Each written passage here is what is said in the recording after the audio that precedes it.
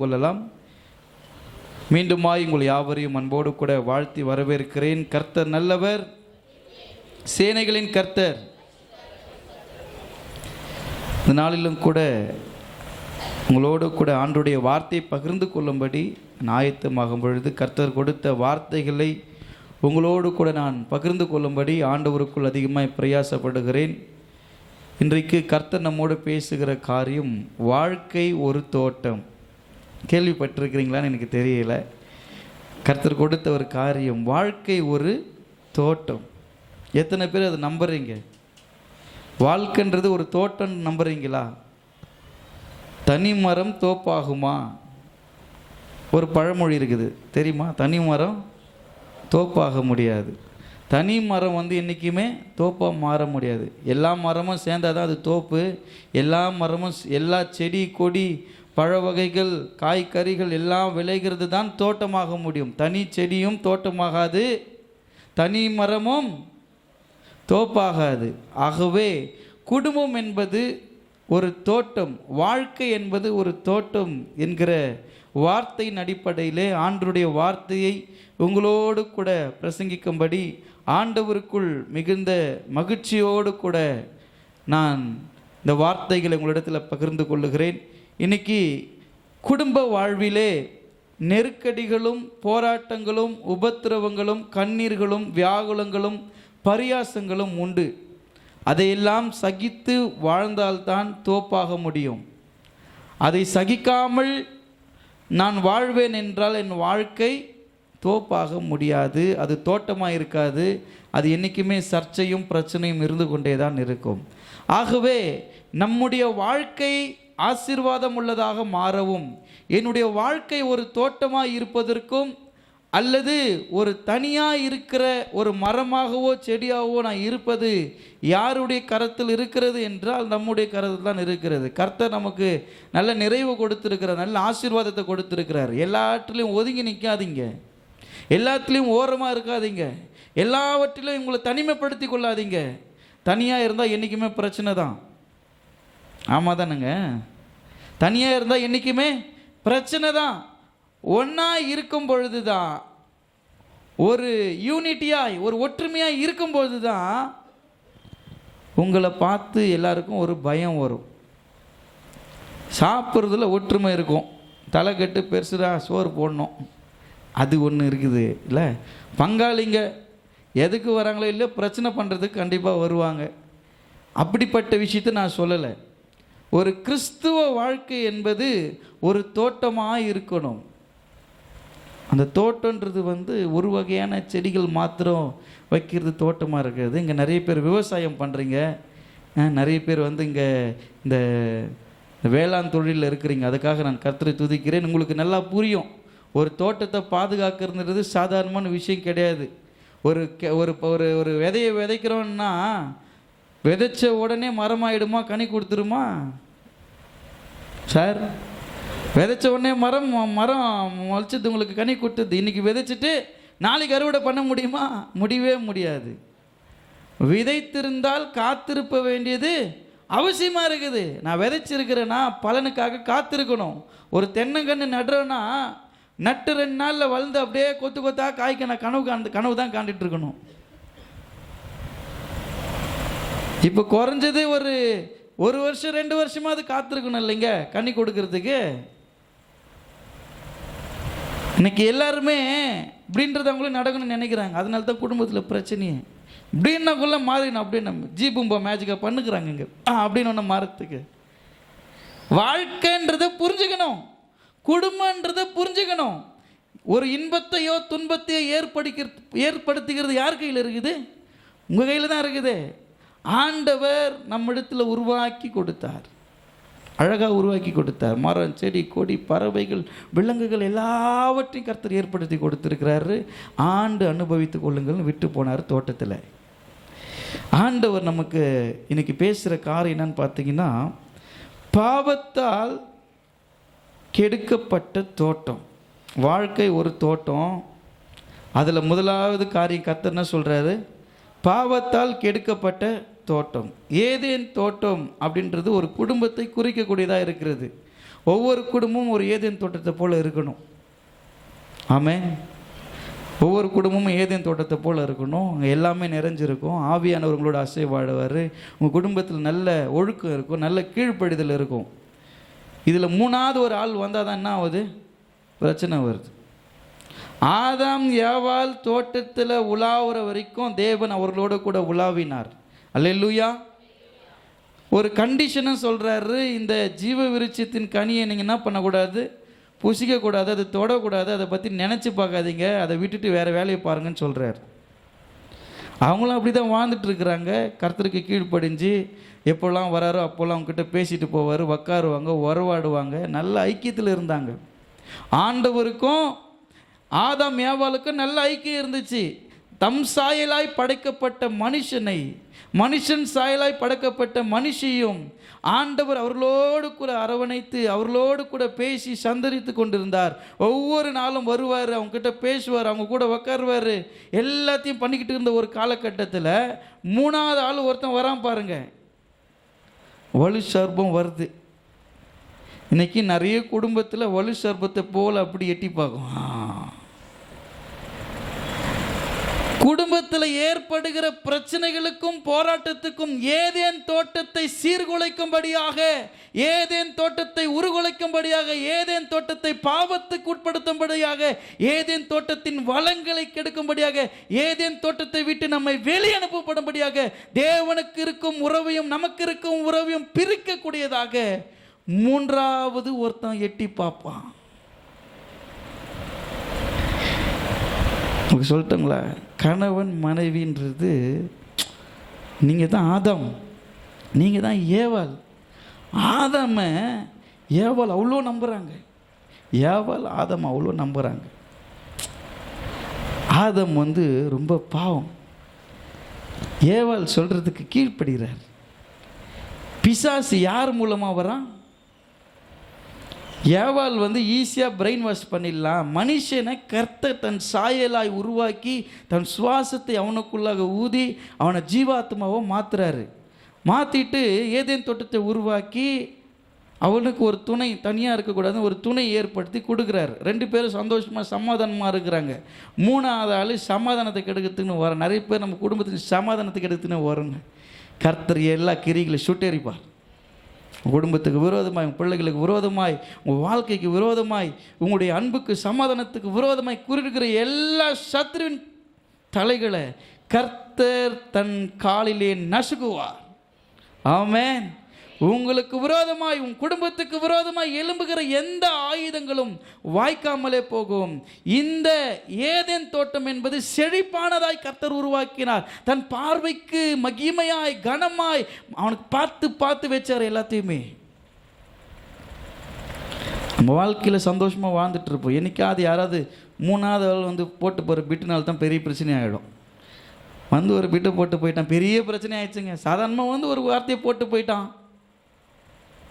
சாதாரணமாக வருவாங்க சில பேர்லாம் நான் பிரதர், நான் சிஸ்டர் கேட்க மாட்டேன், எப்போ பார்த்தாலும் ஃபோனே பார்த்துன்னுக்கிறாரு அப்படின்வான்.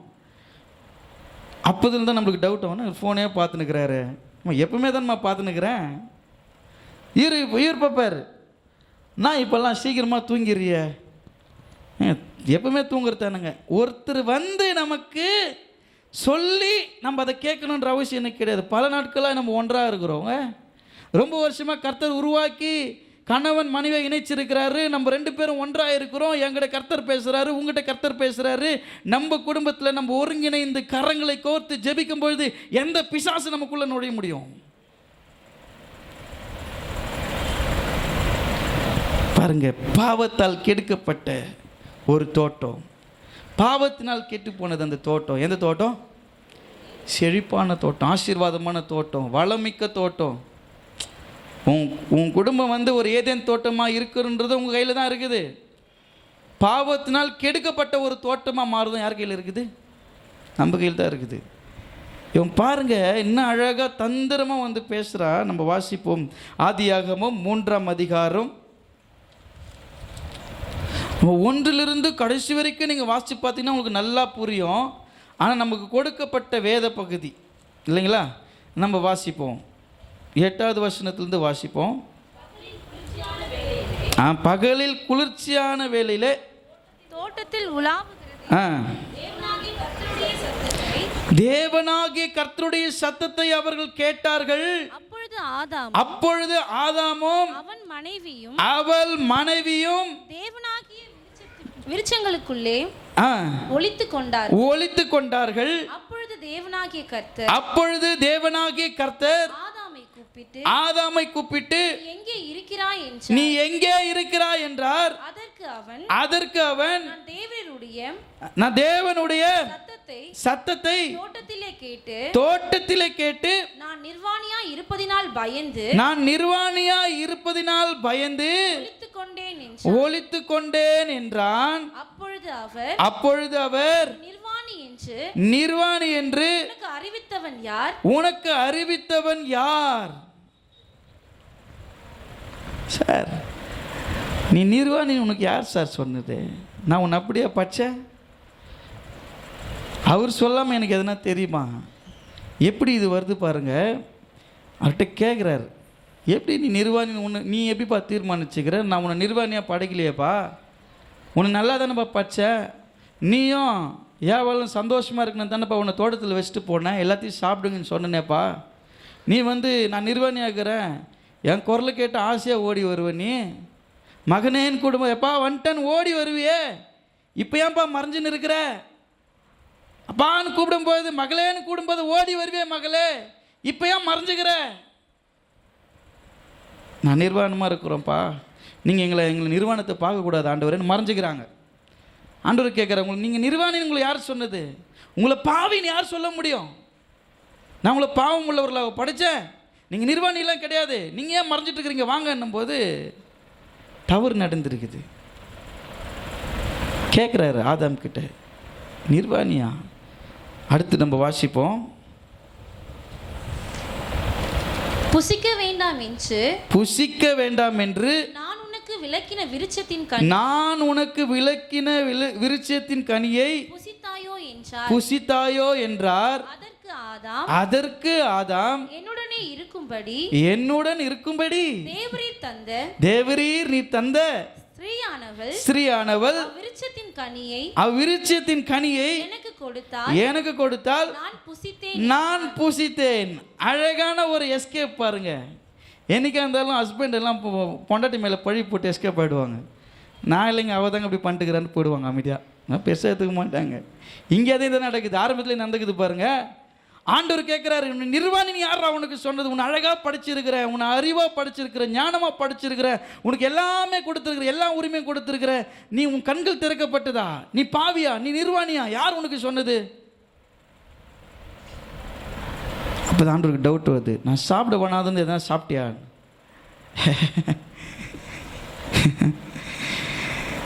ஆமாம் ஆண்டவரே, நானா சாப்பிடல, எனக்காக ஒன்று ஏற்படுத்தினீங்க பாருங்க. நான் தனியாக இருக்கக்கூடாது, எனக்காக நீர் ஒன்றும் அழகாக சொல்கிறார் பாருங்களேன். என்னோடு இருக்கும்படி தேவரீர் தந்த ஸ்ரீயானவள், நான் தனியாக இருக்கக்கூடாதுன்னு நினச்சி எனக்குன்னு ஒன்று ஏற்படுத்தினீங்க பாருங்க. அவள் தான் என்ன பண்ணா, எனக்கு கொண்டு வந்து புசிக்கும்படி கொடுத்தால். நான் தூக்கத்தில் இருந்த ஆண்டவரே, நான் தூங்க மூஞ்சாக இருந்தேன். என்னை தூங்கி எப்போவுமே ஹஸ்பண்டுங்க தூங்கிட்டே இருப்பாங்க. ஒய்ஃப் எப்பா சாப்பிடுப்பா, எப்பா டீ சாப்பிடுப்பா, எப்பா சாப்பிட்டு பார்த்துக்குப்பா. அடுத்த தூக்கத்திலே என்ன குழம்பு ஊற்றுறோம், நம்மளுக்கு அது ஒரு சாதகமாக போயிடும். உப்பு இல்லைனாலும் குழம்புல தூக்கத்திலே போட்டு மென்று தூங்கிட்டு வரப்பா, இன்றைக்கி எப்படி இருந்தாலும் பிரச்சனை கிடையாது. இவர் தூக்கத்திலே குத்துக்கிறாங்க. இவர் நல்லா பழுத்து சாப்பிட்டு முடிச்சிட்ட பிறகு தான் 2 பேருக்கு கண்கள் திறக்கப்பட்டதுன்னா ஸ்பிரிச்சுவல் டெத்து, ஆவிக்குரிய வாழ்க்கையில் இது புசிக்க நாளிலே நீ என்ன பண்ணுவா? சாவாயின் கர்த்தர் சொன்னார் பாருங்க. 3ஆம் அதிகாரம் இந்த 3வது வசனத்தை நம்ம வாசிப்போம். ஆனாலும் தோட்டத்தில் நடுவில் இருக்கிற விருட்சத்தின் கனியை குறித்து தேவன் நீங்க சாகாதபடிக்கு அதை புசிக்கவும் அதை தொடவும் வேண்டாம் என்று சொன்னார் என்றார். ஆண்டவர் நீங்க புசிக்காதீங்கன்னு சொல்றது செகண்டரி, ஃபர்ஸ்ட் தொடவே வேணான்றார், தொடாதீங்கன்றார். அவர் தொடாதன்றது நம்ம என்ன பண்ணக்கூடாது? தொடக்கூடாது. அவர் செய்யாதன்றதை நம்ம செஞ்சனா எங்கே கீழ்ப்படியாமை வருகிறதோ அந்த குடும்பத்தில் பாவம் வருகிறது. இந்த இந்த இந்த மனிதி இந்த இந்த ஸ்திரீயை நீங்கள் பார்க்கும்போது தோட்டத்தின் நடுவில் இருக்கிற அந்த கனியை நீங்கள் புசிக்க நாளில் நீங்கள் என்ன பண்ணுவீங்க? சாகவே சாவீங்க, நீங்கள் செத்து போயிடுவீங்கன்னு சொன்னார். நமக்கெல்லாம் டவுட்டாக இருக்கும், ஆண்டவர் செத்துருவானுங்க, உயிரோடு தானே இருக்கிறாங்க. செத்துட்டதுனால தான் அவங்க கண்கள் திறக்கப்பட்டது. நம்மலாம் உடை போட்டிருக்கிறோம் பாருங்கள். ஃபஸ்ட்டு ஆப்ரேஷன் பண்ணது ஆண்டவர் தான். ஃபஸ்ட்டு ஆப்ரேஷன் யாருக்கு பண்ணார்? ஆதாமை அறுத்து அந்த எலும்பு எடுத்து ஏவாளுக்குள்ளே வச்சு இன்னும் அருமையாக ஆப்ரேஷன் அறுவை சிகிச்சை ஆண்டவர் தான் ஃபஸ்ட்டு சர்ஜன் டாக்டர்.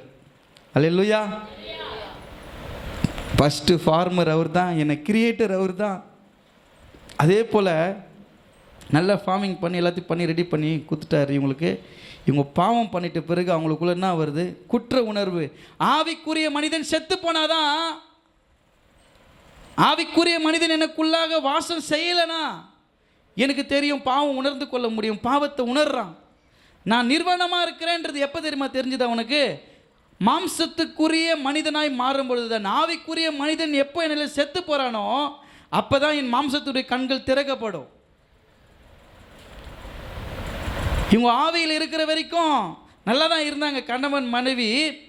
என்னைக்கு ஆவிக்குரிய ஒரு மரணம் இவர்களுக்கு ஏற்பட்ட ஒரு கண்கள் திறக்கப்பட்டு தாங்கள் நிர்வாணிகளாக இருக்கணும்னு சொல்லி ஹஸ்பண்ட் ஒய்ஃப் ஒருத்தர் பார்த்துக்க முடியல, போய் ஒழிஞ்சுக்கினாங்க 2 பேரும். ஆண்டவர் மாலையில் அந்த சாயங்கால குளிர்ச்சியான வேலையில் வரும்போது, எப்பா எங்கே இருக்கிறீங்கன்னு கேட்கும்போது, நாங்கள் மறைஞ்சிருக்கிறோம் ஆண்டவரே, நாங்கள் பாவம் பண்ணிட்டோம், நீங்கள் விலக்கி வச்சதை, நீங்கள் தொடாதீங்கன்னு சொன்னதை நான் சாப்பிட்டேன், அதுக்கு காரணம் எனக்கு கொடுத்த மனைவி. அடுத்து பாருங்க, மனைவி சொல்கிறாங்க,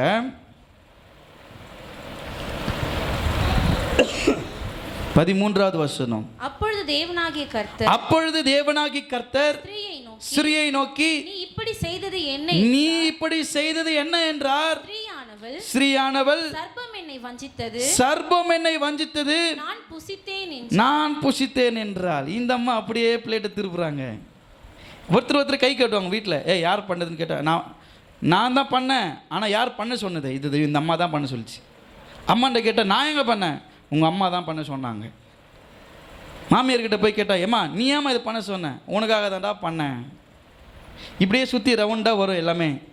இங்கே பாருங்க, இவங்க ஆதாம் கிட்ட கேட்டால், நீ கொடுத்த இந்த ஸ்ரீ சொன்னா, இந்த கொடுத்ததுனால நான் சாப்பிட்டேன்னு சொல்கிறாரு. ஸ்ரீ கிட்ட கேட்டால், ஆண்டவரே நீங்கள் தொடாதீங்கன்னு சொன்னீங்க, சாப்பிட்டேன்னு சொன்னீங்க, உண்மைதான்,